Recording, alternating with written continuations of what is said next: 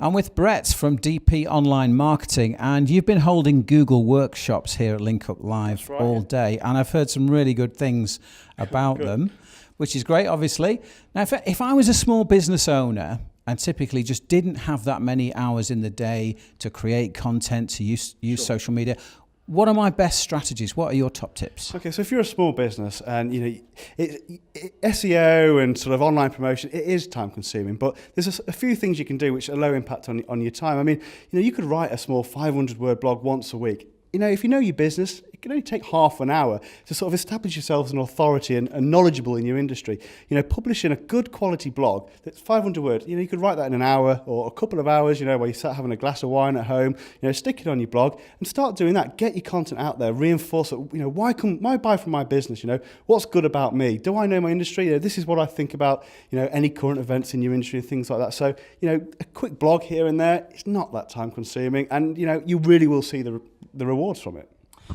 For small businesses, would you say there's one social media channel, maybe it's Twitter, maybe it's Facebook, which is generally better, or does it really depend on your business? Well, it depends on your business, and to a degree, what you're most comfortable with. I mean, I think what I've seen, the trend with smaller businesses, they tend to favour Facebook perhaps maybe a bit more. It's more visual, you can do more. It's really what you're comfortable with. And social media is important. You can get the content you've just written out on social media so people can discover it, and then that'll in turn potentially help your rankings. But there's no sort of absolute do this and it's perfect. There's always a different case for a different company, and you do what you're comfortable with at the end of the day, and just create good content and use what you're comfortable with. And again, small business owners tend to be short on cash, but there are free tools to analyse what's trending on Google, what sort of keywords and phrases are worth looking at, aren't there? Yeah, there are, and it does scare a lot of people off because there's lots of graphs and lots of complicated numbers, but Google especially have done a really good job now about trying to help smaller businesses understand things. So there's free tools you can look at. Google Webmaster Tools, for instance, will tell you how you're visible in Google, what terms your site's showing for.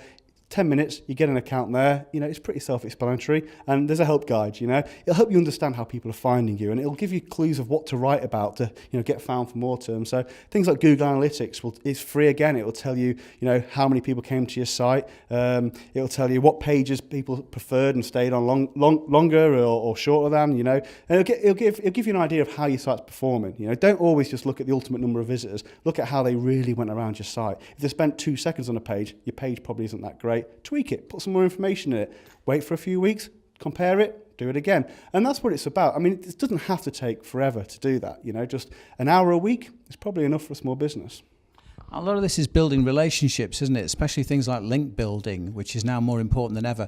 You've got to chase quality, not quantity. Yeah, that's right. And links are, it's an awkward subject to talk about, but the golden rule when it comes to sort of links and SEO is, if you create good content, people will talk about that content and they'll potentially link to you. A blogger will link to you, So don't go out there and manually make links to your site, because Google doesn't want you to do that. Links are a vote. They want, Google wants to see people naturally linking to your site because it's worth linking to. So if you write good content, build relationships on social media with other people in your local area, other businesses who will then share your content, and maybe they'll write a blog and say, oh, I read this blog on, Mrs. Smith's jewellery website and it was fantastic, really made me laugh. Here's a link to go read it. That's a natural link. That's a vote for your website. Google likes it and it helps your rankings.